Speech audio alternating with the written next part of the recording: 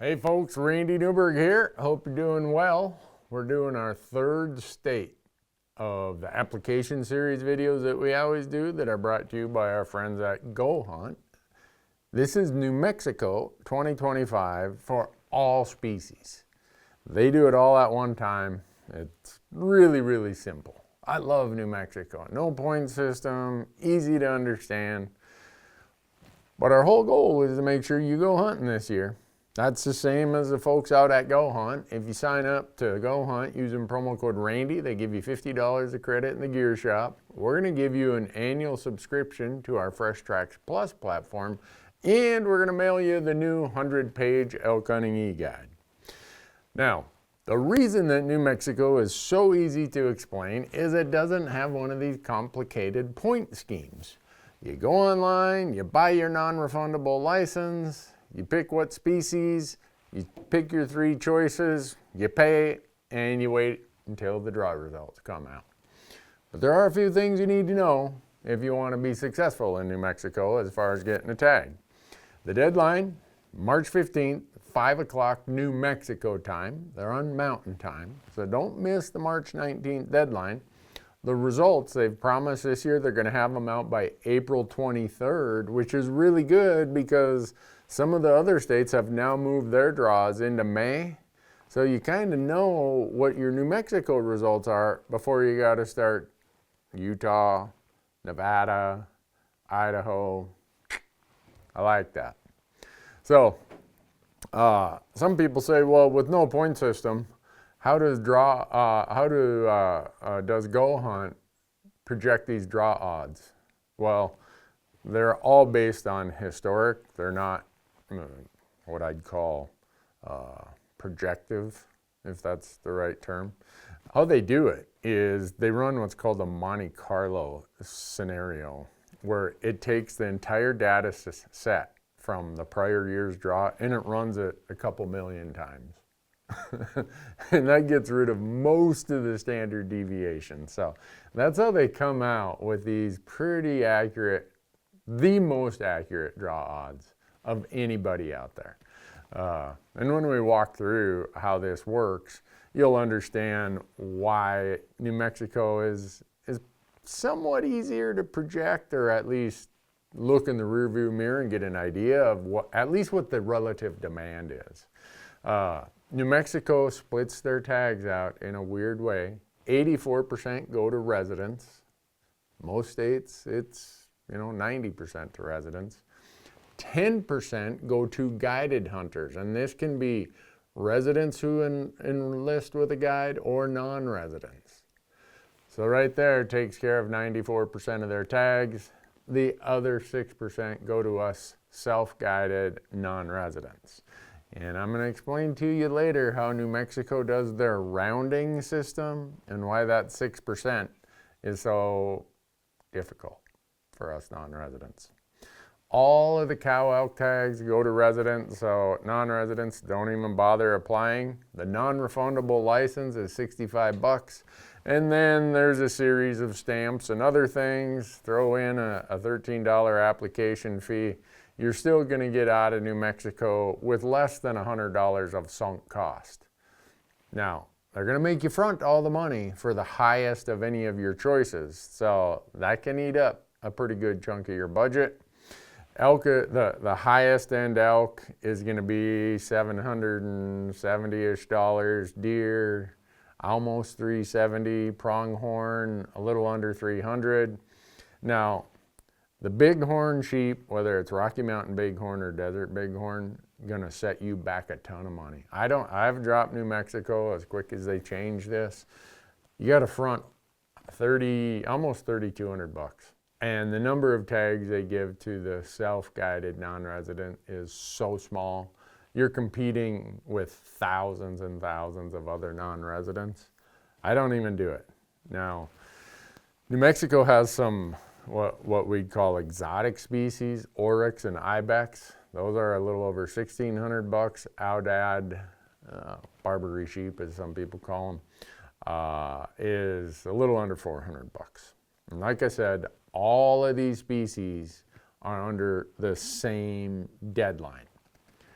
Now here's the part about New Mexico that you need to pay attention to. They give you 3 choices before they go on to the next person. Okay? I'm going to throw up my little diagram here. Now, if you got 3 choices for any species, you got choice number 1, 2, 3. Here's how you want to do it. You want to put your lowest probability first, something, maybe an easier probability is second, and the easiest of any hunts that you might be willing to accept as your third choice. Because you never know when lightning's going to strike, and you might get the really low random number this year. You want to be doing that. Don't do it this way. This is like the bad way. Because if you put your highest probability as your first choice and your number comes up, that's the tag you're getting. You're pretty much wasting these harder to draw options by putting them later. So that's why you go hunt, you look at what the probabilities were last year. They're probably going to be somewhat close this year. Make sure you put them in this order, not this order. In other words, hardest to draw to easier to draw, not easiest to draw to harder to draw. Because otherwise, you may as well just only do one choice, right?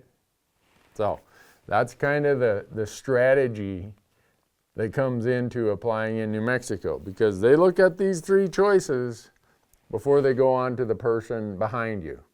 And yeah, if all your choices are filled, well, too bad, you don't get a tag. That's why I always make my third choice, whether it's antelope, whether it's elk, whatever. Something that is easier to draw and is a tag, I'd still be happy to drive all the way to New Mexico and try to fill that tag. So, the other things you need to know about New Mexico, they have the best youth hunts in the country. The season dates, the units that they put those youth hunts in is really, really good. There's no age restriction, you just have to pass hunter education. I would say that their mobility impaired hunts are the best in the country. Again, best season dates in the best units for the mobility impaired hunters. So, when you're thinking about New Mexico, you need to understand that their strategy is to get as much opportunity as possible while maintaining a good age class structure. And to do this, what they do is they have multiple short windows of seasons across many different weapon types. So, let's use elk for example. You have the early archery elk, which is September 1st through the 14th. Then you have the second archery elk, which is the 15th, usually through the 24th of September. And then they'll go maybe to an early muzzleloader hunt, and then they'll have 1 or 2 short rifle elk hunts. So they end up with 4 to 5, maybe 6 different seasons in a unit, and they're all pretty short seasons, with the exception of the archery seasons being a little longer. That way they can get a lot more people in the field, have less impact on the resource, because folks aren't going to be able to hunt it hard for 2 weeks. You only got, say, 5 days. So it's their strategy. And when you draw one of those tags that has a very short season, you better have your act together.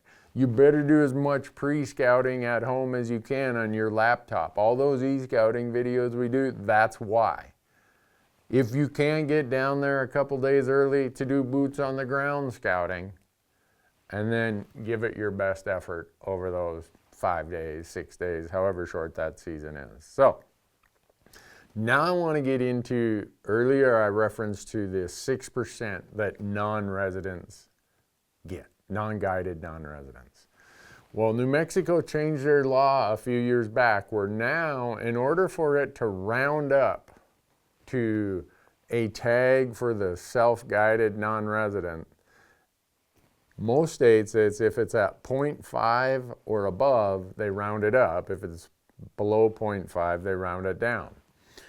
So how New Mexico has changed it, they use 0.75 to round up. Anything under that, they round down. So they broke a lot of their season types, especially with pronghorn, into hunt codes that only have 10 total tags. So say there's 3 archery seasons, all of them have 10 total tags.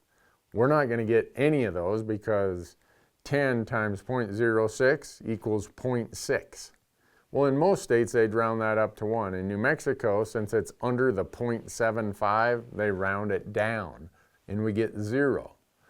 So when you walk through that math, there has to be at least 13 tags for a hunt code before a non-resident gets, a non-guided non-resident gets one of those tags. Because you take 13 times 0.06 and you get 0.78. It's going to get rounded up to 1.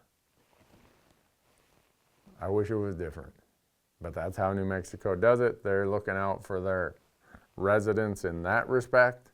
A lot of people would argue that with the ton of landowner tags for elk and the private land, pretty much, you know, for pronghorn, you can go and hunt pronghorn every year. You just need to make an arrangement with the private landowner. Now, there might not be any pronghorn there, but because of that, through the voucher system, you're guaranteed a pronghorn tag. And so a lot of residents will say, you know, we're kind of getting the short end of the stick here. And I can understand why New Mexico residents have the gripe that they do. Just know, New Mexico is kind of the home of the landowner tag for elk and for pronghorn. Now, a lot of people, it doesn't matter the state, they ask us, is there a place to hunt if I get a tag? Yes. New Mexico has 22 million acres, 22 million acres of BLM and Forest Service land to hunt. You just got to know the travel management rules for the area that you're hunting. And on top of that, New Mexico has a few million acres of state trust land. Those are the little powder blue section. Forest Service is green, BLM is kind of a yellowish gold, white is private, and the little powder blue stuff, that is New Mexico state trust land. Now, you can't camp on those lands, but your hunting license gives you an access permit to go hunt them because New Mexico Game and Fish pays a large fee to the New Mexico State Land Board to allow hunters to access those lands. You can also scout those lands 14 days prior to your season opening. Just know you can't hunt or can't camp on them while you're hunting. There's no recreational shooting on them, but you can hunt them because you have this hunting license. So, let's remember these things. If you use promo code Randy at Go Hunt, you get $50 of credit in their gear shop, you get a year subscription to Fresh Tracks Plus, and you get the Elk Hunting E-Guide.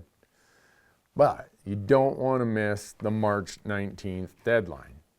Don't miss that. Whatever you do, don't miss it, because there's no makeups in New Mexico. Use your 3 choices wisely, right? Exactly how I told you right here. Do it this way, not this way.